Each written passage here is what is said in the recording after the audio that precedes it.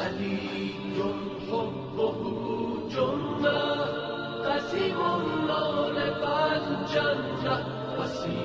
المصطفى حقا إمام بسم الله الرحمن الرحيم إن مثل عيسى عند الله كمثل آدم خلقه من تراب ثم قال له كن فيكون وقال في مقام آخر فمن حاجك فيه من بعد ما جاءك من العلم فقل تعالوا ندعو أبناءنا وأبناءكم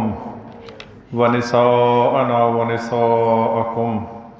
وأنفسنا وأنفسكم ثم نبتهل فنجعل لعنة الله على الكاذبين۔ حضرت نے نجران کے عیسائیوں کی جانب بھی خط لکھا۔ جب خط یہ نجران کے عیسائیوں تک پہنچا، انہوں نے وہ پڑھے لکھے بھی تھے، سمجھدار بھی تھے اور اہل ثروت بھی تھے، مختلف لوگ تھے کہ جو سرکردہ لوگ اپنی قوم کے مشورے کے لیے بیٹھے کہ یہ جو خط آیا ہے اس کے لیے اس کے جواب میں کیا کیا جائے، کیا انکار کیا جائے یا ان کی بات کو مان لیا جائے۔ فیصلہ یہ ہوا کہ جب تک یہ ثابت نہ ہو جائے کہ وہ نبی کے جس نے خط لکھا ہے وہ واقعاً نبی ہے، اس خط کو تسلیم نہیں کیا جائے گا۔ خط کی صورت میں جاتے ہیں اور خود جا کر دیکھتے ہیں کہ وہ ان کے اندر کیا جو ہماری کتب آسمانی کتابوں کے اندر جو آخری نبی کے صفات لکھے ہیں کیا وہ ان کے اندر صفات موجود ہیں یا موجود نہیں ہیں۔ یہ فیصلہ ہوا۔ اسی فیصلے کے عملی جامہ پہنانے کے لیے انہوں نے ایک وفد تشکیل دیا جس میں ان کا مذہبی پیشوا، ان کا سیاسی رہنما اور سرکردہ لوگ اس کے اندر موجود تھے۔ 70 سے زائد افراد کا وقت بتایا جاتا ہے کہ 70 سے زائد افراد بڑے تزک و احتشام سے بڑے فاخرہ لباس کے ساتھ وارد مدینہ ہوئے، اور جب پوچھا پیغمبر کے بارے میں کہ کہاں موجود ہوں گے تو مسجد چلے جاؤ، وہاں پر پیغمبر سے ملاقات ہو جائے گی۔ داخل مسجد ہوئے، پیغمبر نے اپنا رخ انور ناگواری سے دوسری جانب پھیر لیا۔ لوگوں کو بھی عجیب لگا، جو خود اصحاب پیغمبر تھے، تو ظاہر ہے جو مہمان آئے تھے ان کو تو برا لگنا تھا کہ ہمیں خود دعوت دے کر بلایا ہے۔ اور اس گتھی کو بھی امیر المومنین علیہ السلام نے سلجھایا کہ تم جس حالت میں پیغمبر کے سامنے گئے ہو اس حالت میں پیغمبر تم سے کبھی کلام نہیں کریں گے۔ یہ اپنے جو زرق برق لباس ہیں رنگ برنگے، یہ جو تم لدے ہوئے سونے کے زیورات سے ان زیورات کو اتارو، سادہ اور شائستہ لباس پہنو، پھر پیغمبر کی خدمت میں حاضر ہو۔ ام المومنین علیہ السلام کی بات کو مانا، سادہ لباس پہنے آئے ہیں مسجد میں، پیغمبر نے کھڑے ہو کر استقبال کیا۔ حتیٰ کہ یہاں تک روایت ہے کہ جب وہ داخل مسجد ہوئے تو ان کی عبادت کا وقت ہو گیا۔ جب عبادت کا وقت ہوا تو انہوں نے اپنے وہ ناقوس اور وہ جو بجاتے ہیں جو اپنی عبادت کے دوران وہ نکالے اور بجانا شروع کر دیے۔ مسجد نبوی میں ان ناقوسوں کو بجانا شروع کر دیا۔ اصحاب نے منع کرنے کا ارادہ کیا، پیغمبر نے منع فرما دیا کہ ان کو روکنا نہیں ہے، جو ان کے اپنے مذہب کے مطابق عبادت ہے وہ عبادت چاہے ہماری مسجد میں کر رہے ہیں، ان کو کرنے کی اجازت ہے۔ ایک طرف یہ پیغمبر کا کردار ہے، یہ پیغمبر کی سیرت ہے، اور ایک طرف وہ کہ جو اپنے آپ کو پیغمبر کا ماننے والا کہتے ہیں، وہ اپنے کردار کو دیکھیں کہ تھوڑے سے نظریاتی اختلاف کی بنیاد پر اپنے مخالف کے سر کو تن سے جدا کر دینا اور اس کو اللہ اکبر کا نعرہ لگا کر اس کے سر کو قلم کرنا اور اس کی جان کو اور خودکش بم دھماکہ کر دینا، صرف اس وجہ سے کہ یہ اس کا عقیدہ میرے عقیدے کے ساتھ نہیں ملتا، اس کا نظریہ میرے نظریے سے مختلف ہے۔ یہ کون سے پیغمبر کے ماننے والے ہیں؟ ہمیں تو پیغمبر نے یہ سکھلایا ہے کہ اگرچہ غیر مسلم ہے، مسجد نبوی میں آ گیا، عبادت کا وقت ہو گیا ہے، اپنے عقیدے کے مطابق عبادت انجام دے سکتا ہے۔ مجھے بڑا افسوس ہوتا ہے ان مسجدوں کے باہر لکھا ہوا دیکھ کر کہ یہ مسجد فلاں فقہ کے ساتھ تعلق رکھتی ہے، یہ مسجد فلاں فقہ کے ساتھ تعلق رکھتی ہے، فقہ کا فرقے کا تعلق ٹھیک ہے، نظریاتی اختلافات اپنی جگہ پر ہیں، لیکن مسجد جو اگر فقہ کے لیے بنائی گئی ہے پھر اس کو مسجد نہیں کہا جا سکتا۔ مسجد کے بارے میں سورہ توبہ میں فرمایا کہ مسجد تو وہ ہے کہ جو تقوی کی بنیاد پر قائم کی جائے۔ میں اگر لکھ دوں مسجد کے بارے کہ یہ شیعہ مسجد ہے، کسی اور کو نماز پڑھنے کی اجازت نہیں، تو پھر یہ مجھے کوئی حق نہیں ہے لکھنے کا، اور اگر اس مسجد کو اس طرح نام دے دیا جائے تو وہ مسجد نہیں کہلائے گی۔ مسجد وہ ہے کہ جو تقوی کی بنیاد پر قائم کی جائے، اور ہر شخص، ہر انسان، ہر مسلمان اس میں جیسے مرضی آ کر اپنے مکتب کے مطابق اپنی عبادت کر سکتا ہو۔ پیغمبر کی خدمت میں آئے اور پھر مباحثہ شروع ہوا۔ انہوں نے پوچھا، عرض کیا کہ آپ نے ہمیں خط لکھا ہے، ہم آپ سے چند باتیں کرنا چاہتے ہیں۔ سب سے پہلی بات جو پیغمبر گرامی اسلام نے فرمائی وہ یہ ہے کہ آپ کو دعوت دینے کا مقصد یہ تھا کہ آپ شرک کو چھوڑ دیں، الحاد کو، لادینیت کو، بے دینی کو چھوڑ دیں، اور محبت اور توحید کے مذہب کے اوپر ایمان لے آئیں۔ یعنی وہ مذہب، وہ دین کہ جو محبت سکھلاتا ہے اور توحید کا قائل ہے۔ پیغمبر کا یہ بات کہنا تھا، تو ان کے سربراہ نے جواب دیا کہ اگر آپ توحید کا مطلب یہ سمجھ رہے ہیں کہ اللہ کو مانتے ہیں، تو پھر ہم بھی اللہ کو مانتے ہیں، ہم پہلے سے ہی توحید کے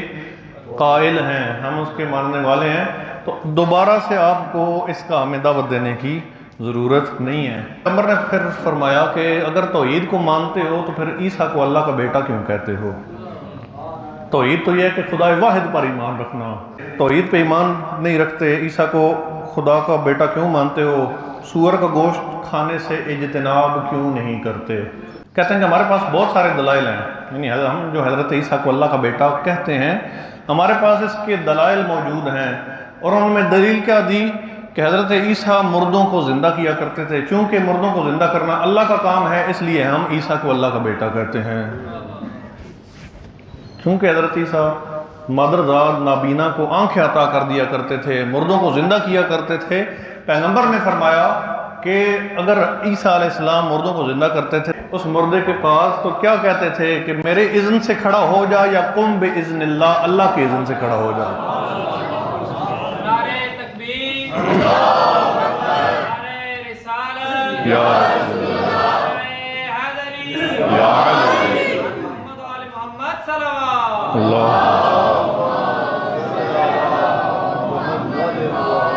فرمائے، یہ معجزات ہیں کہ جو اللہ تعالیٰ اپنے انبیاء کو عطا کرتا ہے۔ یہ وہ معجزہ ہوتا ہے کہ جو اس زمانے کے تمام لوگ اس کو کرنے سے عاجز ہوتے ہیں، اس وجہ سے اس کو معجزہ کہا جاتا ہے۔ اور یہ معجزہ اللہ تعالیٰ کا فعل ہوتا ہے اور نبی کے ہاتھ پر ظاہر ہوتا ہے۔ کرنے والا، اس کو انجام دینے والا خود اللہ کی ذات ہوتی ہے، اور یہ لوگوں کی فرمائش پر نہیں ہوتا بلکہ اللہ کے حکم سے ہوتا ہے۔ اور یہ معجزہ چیلنج ہوتا ہے پوری کائنات کو، چیلنج ہوتا ہے کہ اگر تم اپنے معاملے میں سچے ہو، اپنے بات میں، اپنے نظریے میں سچے ہو، تو اس کا توڑ لے کر آؤ۔ جناب موسیٰ علیہ السلام نے جب اپنا عصا پھینکا فرعون کے سامنے اور وہ اژدہا بن گیا، تو فرعون نے کہا یہ جادو ہے، یہ تو میرے جادوگر بھی کر سکتے ہیں جن کو میں تنخواہ دیتا ہوں، سارے لوگ اکٹھے ہو جائیں فلاں میدان میں، فلاں دن اکٹھے ہو جائیں، پوری قوم اکٹھی ہو گئی، جادوگر بھی آ گئے، جناب موسیٰ علیہ السلام بھی موجود تھے، جادوگروں نے اپنے رسیاں پھینکیں، وہ چمک رہی تھیں، دور سے ایسے پتہ چلتا تھا جیسے سانپ جو ہے وہ ریت کے اوپر لوٹ رہے ہیں۔ حضرت موسیٰ علیہ السلام نے اللہ کے حکم سے اس عصا کو دوبارہ پھینکا، عصا اژدہا بنا اور حکم خدا سے ان رسیوں کو نگل گیا۔ جادوگروں کو تو پتہ تھا، عوام کو نہیں پتہ تھا کہ یہ رسیاں ہیں یا سانپ ہیں، عوام تو سمجھ رہی تھی سانپ ہیں، جادوگروں کو پتہ تھا کہ ہم نے رسیاں پھینکی ہوئی ہیں، اور جو موسیٰ کا اژدہا ہماری رسیوں کو نگل گیا ہے، یہ جادو نہیں ہو سکتا، یہ معجزہ ہے، اور معجزہ نبی دکھا سکتا ہے۔ اسی وقت سر بسجود ہوئے۔ جادوگر چونکہ حقیقت جان چکے تھے کہ یہ جادو یہاں تک نہیں، جادو کی حد ہم جانتے ہیں کہ یہاں تک جادو ہے، اس کے آگے جادو نہیں ہوتا، اور یہ فرق ہونا چاہیے، یعنی جادو میں، یعنی وہ جادو کہ جو اسلام نے حرام قرار دیا ہے، اور ایک ایسی خارق العادت چیز کہ جو ایک نیک آدمی کے ہاتھ پہ ظاہر ہوتی ہے، جس کو کرامت کہا جاتا ہے، اس کے درمیان ہمیں فرق کرنا چاہیے۔ ہمارے پاس اگر کوئی ایسا شخص آئے، معصوم نے فرمایا کہ وہ شخص کہ جو اللہ پر ایمان نہیں رکھتا، اگر وہ تمہیں ہوا میں اڑتا ہوا بھی نظر آئے اس کی بات پر ایمان نہ لانا، اس کی بات پر ایمان نہ رکھنا۔ ایسا نہ ہو کہ فلاں شخص چونکہ وہ یہ معاملات کر لیتا ہے، اگرچہ عیسائی ہے تو ہمیں کیا مسئلہ ہے، ہم اپنا مسئلہ اس کے پاس حل کرانے کے لیے جا رہے ہیں۔ اگرچہ ہندو ہے، اگرچہ یہودی ہے، ہمیں کوئی پریشانی نہیں ہے، یہاں پر تیرے عقیدے کا امتحان ہے، تجھے کوئی شے عطا نہ کر کے اللہ نے یہ تیرا امتحان اور تجھے آزمایا ہے کہ یہ شے میں نے اس کو عطا نہیں کی، آیا مجھ سے مانگتا ہے، اہل بیت کے وسیلے سے مانگتا ہے، یا کسی عیسائی کے پاس جا کر کالا جادو کرا رہا ہے؟ کہا کہ وہ تو معجزہ ہے، جناب عیسیٰ علیہ السلام جو مردوں کو زندہ کرتے تھے، معجزہ ہے، اور معجزہ اللہ تعالیٰ اپنے انبیاء کو عطا فرماتا ہے۔ اس سے تو حضرت عیسیٰ علیہ السلام کی نبوت کی صداقت سامنے آتی ہے، نہ یہ بات سامنے آتی ہے کہ جناب عیسیٰ علیہ السلام اللہ کے بیٹے ہیں۔ تو ان کا پادری یہ بات سن کر خاموش ہوا، تو شرحبیل جو سب سے بڑا عالم تھا وہ گویا ہوا، اس نے اپنی طرف سے ایسی دلیل دی کہ جس کے بعد کوئی دلیل نہیں تھی۔ اس نے اپنا آخری تیر، جس طرح آخری پتہ ہوتا ہے نا، اس نے وہ کھیلا۔ اس نے کہا کہ ہم عیسیٰ کو اللہ کا بیٹا اس لیے مانتے ہیں کہ عیسیٰ جناب مریم کے بیٹے ہیں، اور جناب عیسیٰ کے کوئی والد نہیں ہیں، کسی شخص نے جناب مریم کو ہاتھ تک نہیں لگایا تھا، پھر بھی جناب عیسیٰ پیدا ہو گئے، اس لیے ہم کہتے ہیں کہ چونکہ ان کا کوئی باپ نہیں ہے اس لیے وہ اللہ کے بیٹے ہیں۔ یہ سورہ آل عمران کی آیت نمبر 59 جو نازل ہوئی ہے، اس مقام پر نازل ہوئی جب اس نے کہا کہ ہم عیسیٰ کو اللہ کا بیٹا اس لیے مانتے ہیں کہ ان کا کوئی باپ موجود نہیں، بغیر باپ کے پیدا ہوئے ہیں، جناب مریم کے بیٹے ہیں، اس وجہ سے ہم اللہ کا بیٹا مانتے ہیں۔ یہ آیت نازل ہوئی کہ پیغمبر ان کو کہہ دو ان مثل عیسیٰ عند اللہ کمثل آدم خلقہ من تراب، اگر تم اس وجہ سے عیسیٰ کو اللہ کا بیٹا مانتے ہو کہ اس کا باپ نہیں ہے، ماں موجود ہے، پھر اللہ کا بیٹا ماننے کے لیے تو حضرت آدم زیادہ لائق ہیں، جن کا نہ ماں ہے نہ باپ ہے، ان کو اللہ کا بیٹا کیوں نہیں مانتے؟ جناب آدم علیہ السلام کہ جس کا نہ ماں ہے اور نہ باپ ہے، ثم قال له کن فیکون، پھر فرمایا اس کو اس مٹی کا پتلا بنا کر اس میں جب روح پھونکنے کا ارادہ کیا تو کیا فرمایا؟ کن، ہو جا تو ہو گیا۔ اللہ کے لیے خلق کرنا، یعنی نبی کو خلق کرنے کا یہ طریقہ کہ کن ہو جا، مجھے کسی کی مدد کی ضرورت نہیں پڑی، میں نے فقط کن کہا اور وہ کام ہو گیا۔ پس عیسیٰ اللہ کا بیٹا اس وجہ سے نہیں ہے کہ ان کے پاس چونکہ تم معجزے ہیں تو معجزے تو نبی کی نشانی ہے، یہ سننا تھا تو ان کے بالکل ہاتھوں کے طوطے اڑ گئے، کیونکہ آخری پتہ وہ کھیل چکے تھے، اس سے آگے ان کے پاس کوئی دلیل موجود نہیں تھی۔ جب یہ آیت نازل ہوئی کہ آدم کو پھر اللہ کا بیٹا کیوں نہیں مانتے، اس وقت پھر جب دلیل ختم ہو جائے تو پھر انسان جھگڑے پہ اتر آتا ہے، پھر انہوں نے حجت بازی شروع کر دی، انہوں نے اس طرح کا واویلا شروع کر دیا کہ جب جواب نہ ہو تو انسان جھگڑنے کی کوشش کرتا ہے۔ جب انہوں نے جھگڑنے کی کوشش کی، بات کو نہ مانا، تو وہی اسی آیت سے ایک آیت چھوڑ کے آیت نمبر 61 سورہ آل عمران کی نازل ہوئی، فَمَنْ حَاجَّكَ فِيهِ مِنْ بَعْدِ مَا جَاءَكَ مِنَ الْعِلْمِ، اگر علمی بحث کے بعد، اگر مناظرے کے بعد، اگر علمی دلائل دینے کے باوجود یہ لوگ آپ کی بات ماننے کے لیے تیار نہیں ہیں اور آپ سے حجت بازی کر رہے ہیں، فَقُلْ تَعَالَوْا نَدْعُوا أَبْنَاءَنَا وَأَبْنَاءَكُمْ وَنِسَاءَنَا وَنِسَاءَكُمْ وَأَنفُسَنَا وَأَنفُسَكُمْ ثُمَّ نَبْتَهِلْ فَنَجْعَلْ لَعْنَةَ اللَّهِ عَلَى الْكَاذِبِينَ۔ اب پھر جھگڑنے کی بھی ضرورت نہیں ہے، اب بحث مباحثہ اور علمی دلائل کی بھی ضرورت نہیں ہے، تم بھی آ جاؤ، ہم بھی آ جاتے ہیں، تم اپنے بیٹوں کو لے کے آؤ، ہم اپنے بیٹوں کو لے کے آتے ہیں، تم اپنی عورتوں کو لے کے آؤ، ہم اپنی عورتوں کو لے کے آتے ہیں، تم اپنے نفسوں کو لے کے آؤ، ہم اپنے نفسوں کو لے کے آتے ہیں، ثم نبتہل، ہم مباہلہ کریں گے اور جو جھوٹا ہوگا اس پر اللہ کی لعنت کریں گے، جھوٹے پر اللہ کی لعنت کریں گے، مباہلہ کریں گے۔ مباہلہ اس صورت میں ہے کہ جب علمی مناظرہ ختم ہو گیا، اس کی اب گنجائش ختم ہو گئی ہے۔ یہ اس وجہ سے کیا جاتا ہے، کسی کو نیچا دکھانے کے لیے نہیں کیا جاتا، یہ اس وجہ سے کیا جاتا ہے کہ میں اپنے موقف کی حقانیت اور سچائی کو ثابت کروں، میرا موقف سچ ہے، اس بات کو ثابت کرنے کے لیے مباہلہ کیا جاتا ہے۔ بات ہو گئی، یہیں پہ ختم ہو گئی، میٹنگ ختم، محفل برخاست ہو گئی، دن مقرر ہوا، اور دن جو مقرر ہوا وہ 24 ذی الحج کا دن تھا۔ دن جب مقرر ہو چکا، انہوں نے آپس میں میٹنگ کی کہ کیا ہمیں کرنا چاہیے، مبالہ یعنی اگر واقعاً وہ اللہ کے سچے نبی ہیں اور ہمارے خلاف اگر وہ بد دعا کر دیں گے اور ہمارے اوپر لعنت کر دیں گے تو پھر یقیناً ہمارے لیے تباہی و بربادی ہے۔ اب یہ بھی یقین یعنی ان کو ہو تو چکا تھا کہ اللہ کے نبی ہیں، مباحثے میں تو ہار چکے تھے۔ اس وقت ان کے بڑے عالم نے ان کو کہا کہ دو صورتیں ہیں، اگر پیغمبر اگر مجمع اپنے ساتھ لے کے آئیں، جمع غفیر اپنے ساتھ لے کے آئیں تو سمجھو اللہ کے نبی نہیں ہیں، پھر بے شک مبالغہ کر لینا، پھر تمہیں کوئی پریشانی نہیں ہوگی۔ لیکن اگر گنے چنے افراد لے کے آئیں، بہت کم اور گنے چنے افراد لے کے آئیں تو پھر ہرگز مبالغہ نہ کرنا۔ اب وہ جو کہنے والا ہے وہ مسلمان نہیں تھا، وہ عیسائی تھا، لیکن اس کی چشم بصیرت دیکھیں کہ وہ کہاں تک سمجھ رہا ہے۔ اور جب دن ہوا جناب سلمان کو حکم دیا پیغمبر نے کہ 2 درختوں کی شاخیں کاٹ کے ان کے اوپر ایک یمنی چادر بچھا دو تاکہ وہ ایک سایہ بن جائے۔ جب نکلے ہیں مبالغے کے لیے تو اس حالت میں اس صورت میں نکلے ہیں کہ آگے کے پیغمبر ہیں اور حسنین پیغمبر کے ساتھ ہیں اور پیچھے پیغمبر کی دختر جناب فاطمہ زہرا سلام اللہ علیہ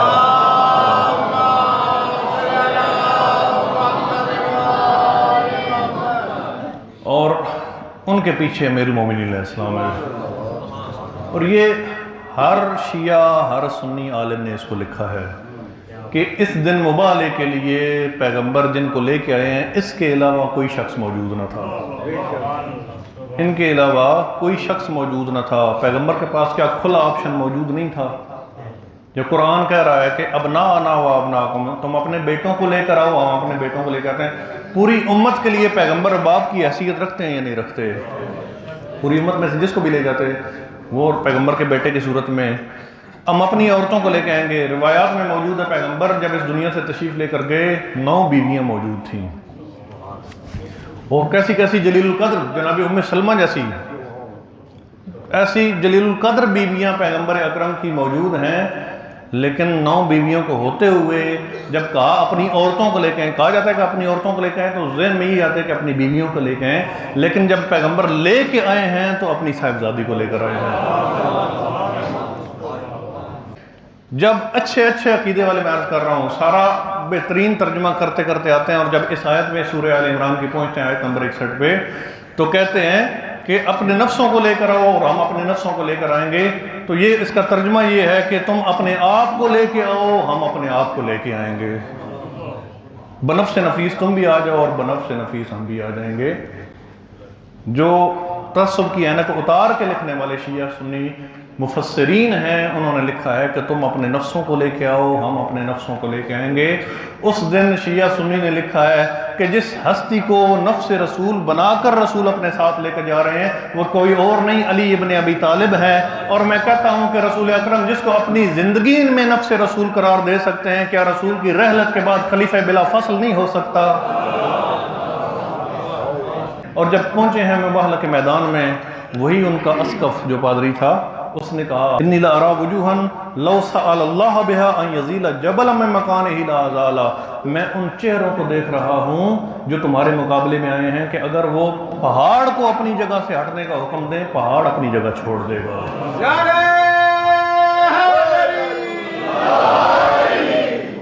پہاڑ اپنی جگہ چھوڑنے کے لیے تیار ہو جائے گا۔ اتنے بابرکت اتنے مبارک چہرے ہیں۔ یہ وہ پیغمبر اس لیے ان کو لے کر گئے تھے کہ چونکہ جھوٹوں پر لعنت ہوگی، فنجعل لعنت اللہ علی الکاذبین۔ ہم نے کیا کرنے جانا ہے؟ کوئی جنگ کرنے نہیں جانا، ہم نے مباہلہ کرنے جانا ہے۔ اور مباہلے میں کیا ہوگا؟ ہم مباہلہ کریں گے، ثم نبتہل فنجعل لعنت اللہ علی الکاذبین، ہم جھوٹوں پر اللہ کی لعنت کریں گے۔ پیغمبر نے وہ ہیرے چنے کہ جن کی زندگی میں پوری زندگی میں ایک بھی جھوٹ نہیں تھا، سارے سچے تھے۔ اگر کوئی ایک ایسا شخص بھی چن لیا جاتا کہ جس کی زندگی میں ایک جھوٹ تھا، ہو سکتا ہے اس کے اوپر بھی اللہ کی لعنت ہو جاتی۔ صلوات بر محمد و آل محمد۔ جب انہوں نے دیکھا تو انہوں نے اس بات سے باز آئے، اگرچہ پھر بھی انہوں نے اسلام قبول نہ کیا، لیکن مبالغے سے باز آ گئے اور کہا کہ ہم آپ سے مبالغہ نہیں کریں گے، ہم آپ کی بات ماننے کے لیے تیار ہیں، یعنی ہم آپ کی حکومت کے اندر رہیں گے اور کافر ذمہ کی حیثیت سے رہیں گے، یعنی ہم آپ کو ٹیکس بھی دیں گے اور آپ کے رولز کو بھی ہم فالو کریں گے، آپ کے قوانین کی پاسداری بھی کریں گے، ہم جو ہمارے ذمہ بنتا ہے وہ ہم آپ کو دینے کے لیے۔ ہمارے لیے جو پیغامات اس مبالغہ کے اندر موجود ہیں وہ پیغامات کیا ہیں؟ سب سے پہلا پیغام تو یہ ہے کہ اہل بیت علیہ السلام یعنی پنج تن پاک حقانیت دین کی سب سے بڑی دلیل ہے، دین کے حق ہونے کی سب سے بڑی دلیل پنج تن پاک ہیں، اور فقط اس زمانے میں نہیں، قیامت تک آنے والے دور میں جب بھی اہل بیت سے تمسک رکھو گے تم کامیاب ہو جاؤ گے۔ کامیابی کی علامت اہل بیت کے ساتھ تمسک رکھنا ہے۔ اور دوسری بات یہ ہے، دوسرا سبق ہمیں یہ ملتا ہے، جب بھی دین پہ مشکل آئی ہے اہل بیت علیہ السلام نے اپنے گھر کو چھوڑا ہے، اپنے گھر سے نکلے ہیں اور دین کی جا کے حفاظت کی ہے، اور دین کو انہوں نے سہارا دیا ہے اور اپنی جان تک کی بازی لگائی ہے۔ مقام و مرتبہ کے لحاظ سے امت میں کوئی بھی اہل بیت کا ہم پلہ نہیں ہے کہ مخالف کو دلیل کے ساتھ قائل کرنے کی کوشش کرو۔ پیغمبر اکرم سے بڑھ کر دلیلیں کس کے پاس ہوں گی؟ ہم جو کہتے ہیں کہ جب ہمارے سامنے کوئی آ جائے دیکھیں ہم اس طرح اس کو قائل کریں گے، پیغمبر سے بڑھ کر کوئی قائل کرنے والا کوئی بڑا عالم اس دنیا میں موجود ہے؟ جب دلیل سے قائل نہیں ہوا تمہارا مخالف تو اس کا مطلب یہ نہیں ہے کہ اس کو گالی گلوچ شروع ہو جاؤ، گالی گلوچ نہیں، اس کو قتل کرنے کے درپے ہو جاؤ۔ اور اس بات پہ میں نے عرض کر چکا ہوں، اس بات پہ بم دھماکے کرنا انسان شروع ہو جائے، خودکش دھماکے کرنا شروع ہو جائے، دہشت گردی کرنا شروع ہو جائے کہ یہ عقیدے میں ہمارے مخالف ہیں، یہ پیغمبر کی روش نہیں ہے۔ پیغمبر نے ان کو اپنی مسجد میں اپنے دین کے مطابق عبادت کرنے کی اجازت دی ہے کہ تم اپنی دین کے مطابق اپنی عبادت ہماری مسجد یعنی مسجد نبوی میں تم کر سکتے ہو۔ پس مبالغہ کیا جائے، اگر مبالغہ یعنی انسان کو اپنے سچے ہونے کا یقین ہے، سب سے پہلے تو یہ کہ اپنے سچے ہونے کا یقین ہو، نہ یہ کہ انسان کو اپنے سچے ہونے کا بھی یقین نہ ہو، تو پھر مبالغہ اپنے سچے ہونے کا یقین ہوگا تو اس کے بعد انسان دلیل کے ساتھ اگر علمی بحث اور مباحثے کے بعد بھی اگر اس کے باوجود بھی اگر یہ معاملہ حل نہیں ہوتا تو پھر فرمایا کہ پھر مبالغہ کیا جائے۔ اور چوتھے نمبر پہ یہ ہمیں سبق ملتا ہے کہ کسی پر زبردستی اپنا نظریہ یا عقیدہ مسلط نہیں کیا جا سکتا۔ اس وجہ سے ان لوگوں کی زبانیں بند ہو جاتی ہیں کہ جو لوگ کہتے ہیں کہ اسلام تلوار کے زور پر پھیلا ہے۔ اسلام تلوار کے زور پر نہیں پھیلا، اسلام کردار کے زور پر پھیلا ہے۔ آخری بات کہ جو ہمیں درس دیتی ہے مباہلے میں کہ جب آپ حق پر ہیں تو پھر افراد کی کثرت یا قلت کوئی معنی نہیں رکھتی۔ زیادہ ہوں تو ہم جیت جائیں گے اور کم ہوں تو ہم ہار جائیں گے۔ یہ مباہلہ ہے جہاں افراد کی قلت کے ساتھ پیغمبر نے میدان فتح فرمایا ہے، اور اسی سے چند دن بعد عاشور ہے جہاں امام حسین نے افراد کی قلت کے باوجود قیامت تک فتح کا اعلان کیا ہے۔